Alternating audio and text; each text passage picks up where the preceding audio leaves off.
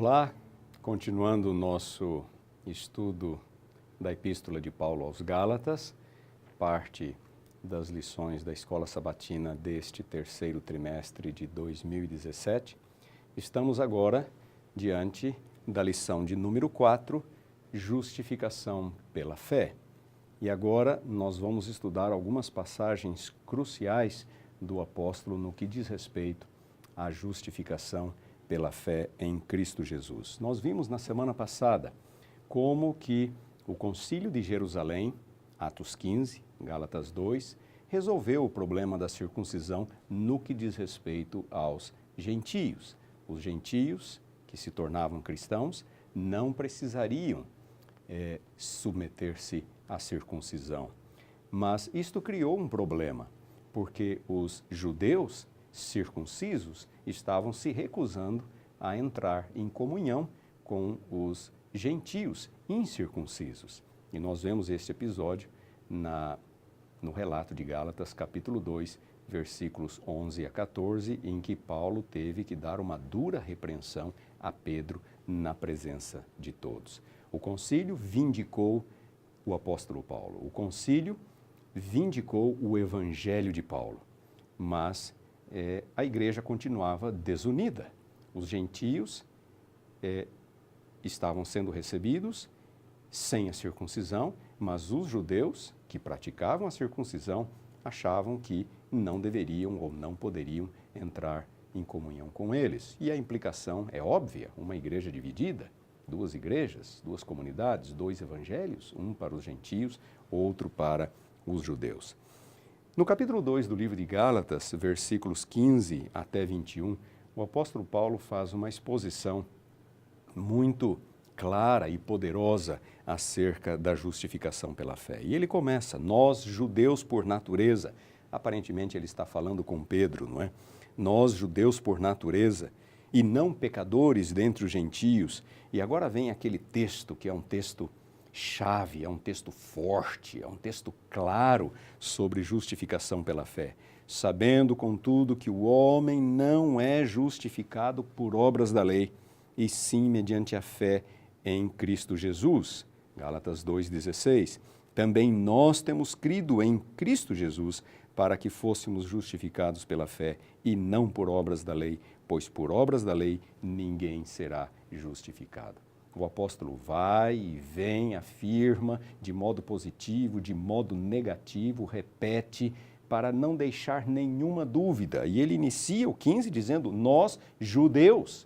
Ou seja, a verdade de justificação pela fé não era única e exclusivamente para os gentios, era para todos, inclusive os judeus. Como vimos na semana passada, só há um evangelho, salvação pela fé em Cristo para todos, judeus e gentios indistintamente.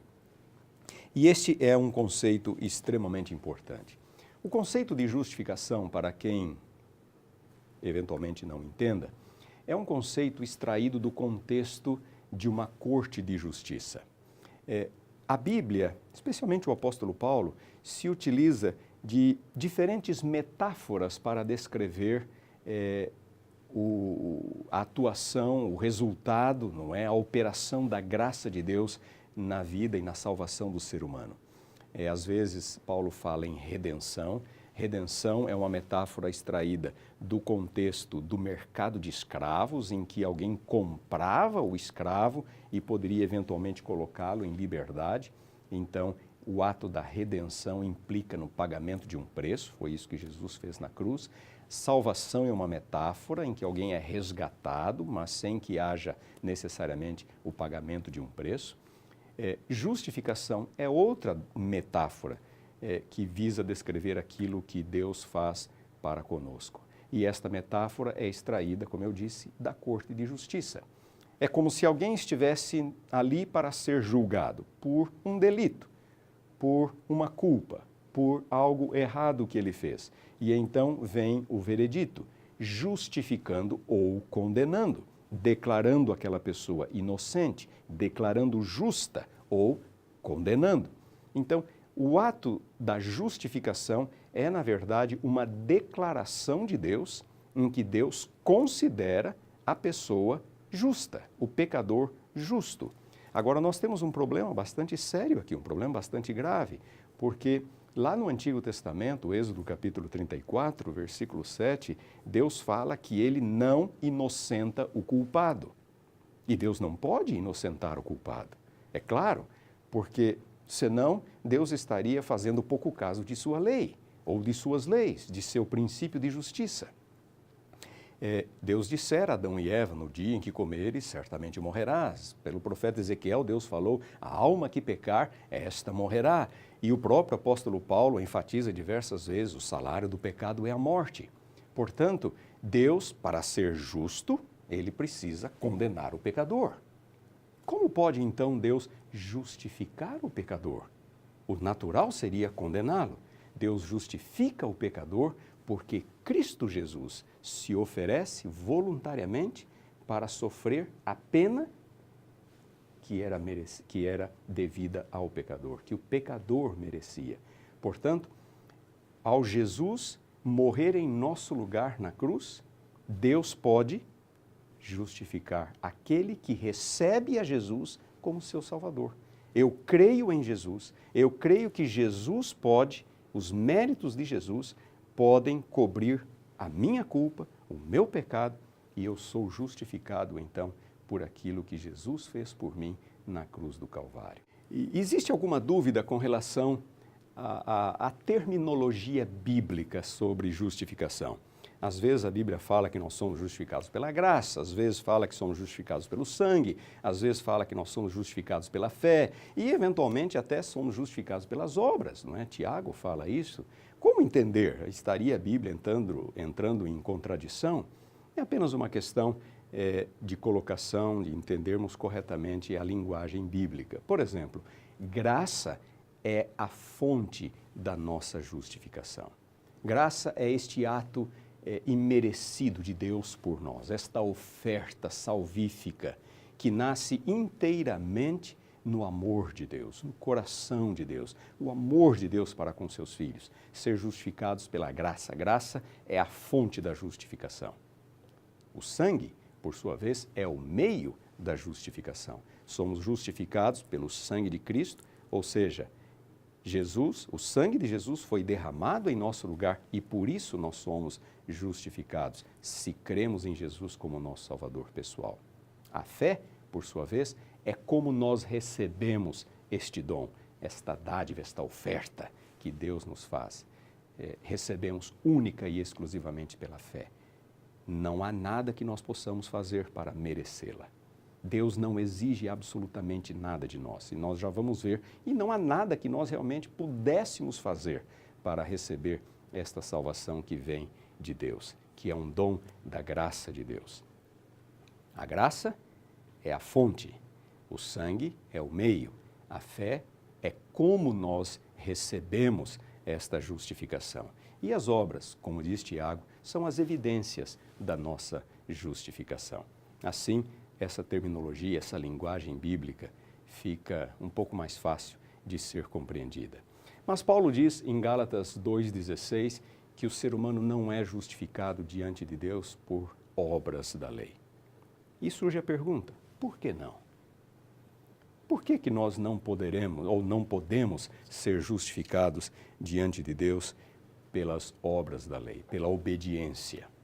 Existem várias razões. Eu gostaria de destacar pelo menos 5 boas razões pelas quais nós não podemos ser justificados mediante a obediência à lei. E a primeira desta razão é que obras, obediência, por melhor que seja, não pode justificar faltas passadas, não pode cobrir faltas passadas, pecados passados.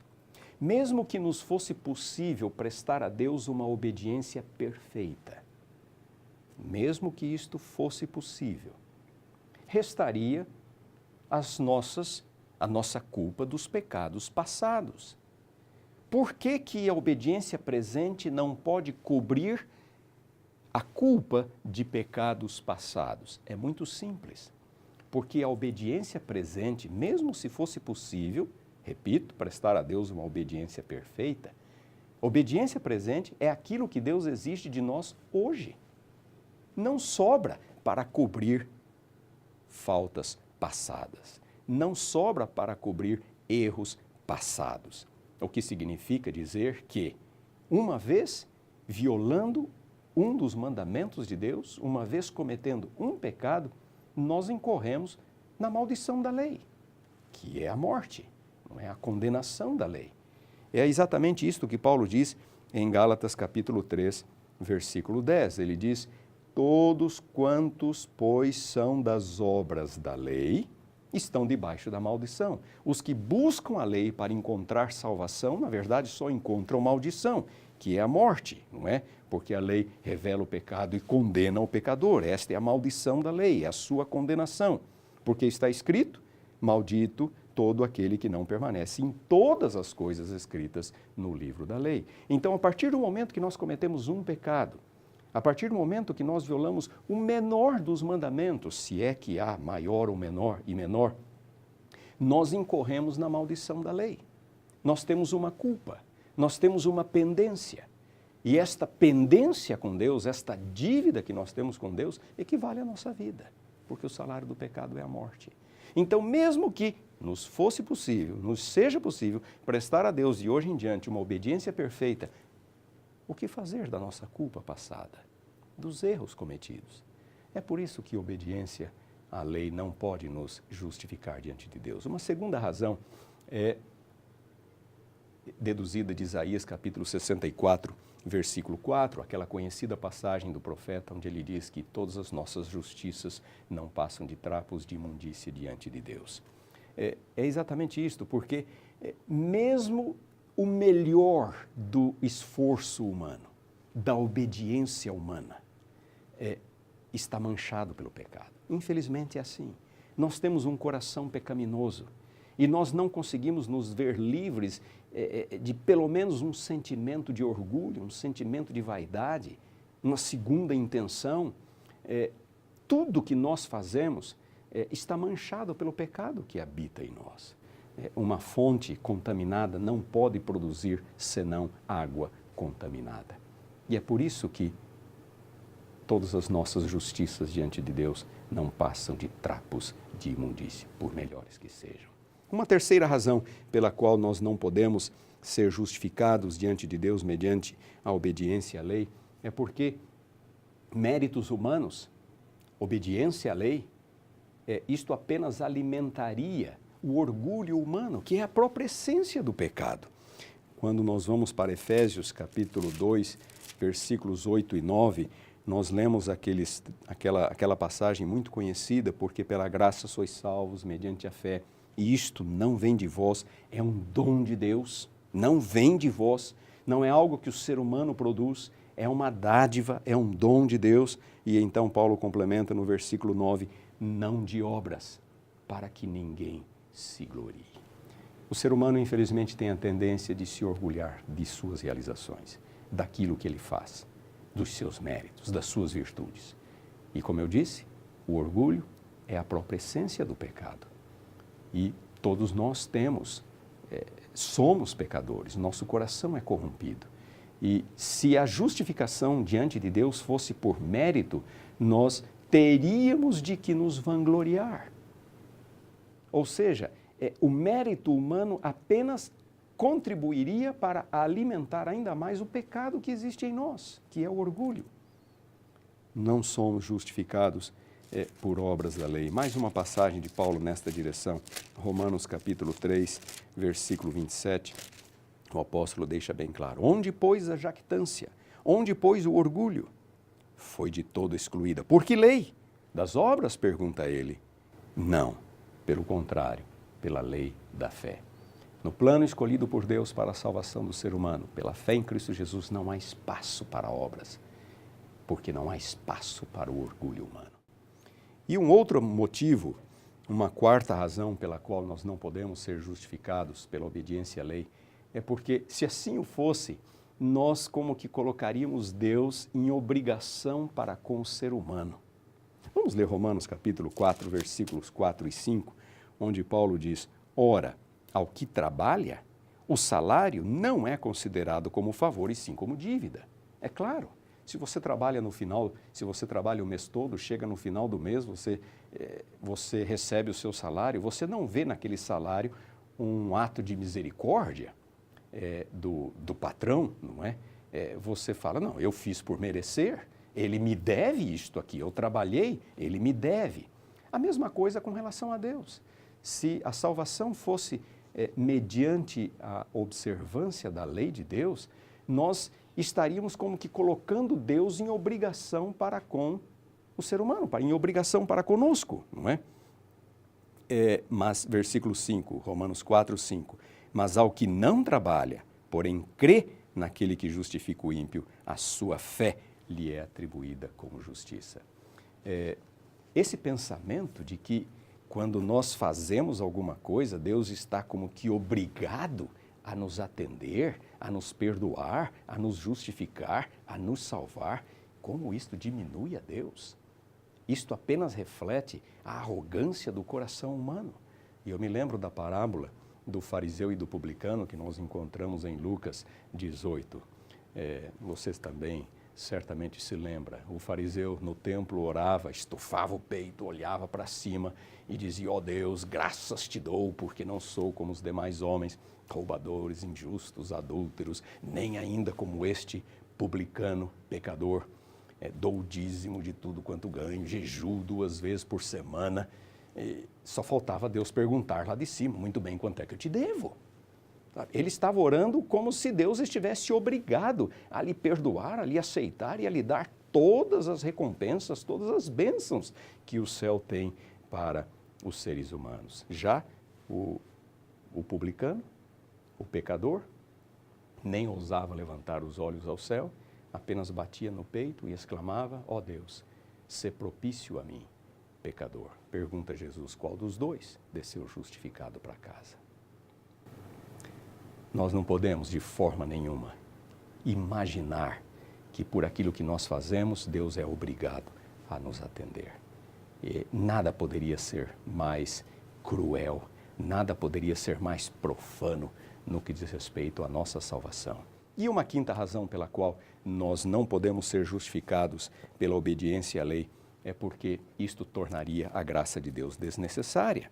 Se a justificação fosse mediante a lei, Gálatas capítulo 2, versículo 21, segue-se que Cristo morreu em vão. Por que Cristo morreu? Se eu posso fazer alguma coisa para a minha salvação, por que Cristo morreu? E Paulo diz o mesmo em Gálatas capítulo 3, versículo 21, segunda parte, porque se fosse promulgada uma lei que pudesse dar vida, a justiça, na verdade, seria procedente da lei. Para Deus teria sido muito mais fácil usar a sua lei.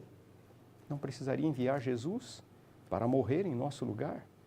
Então, nós temos que entender definitivamente que não há nada que nós podemos fazer para a nossa justificação. Justificação é um ato de Deus.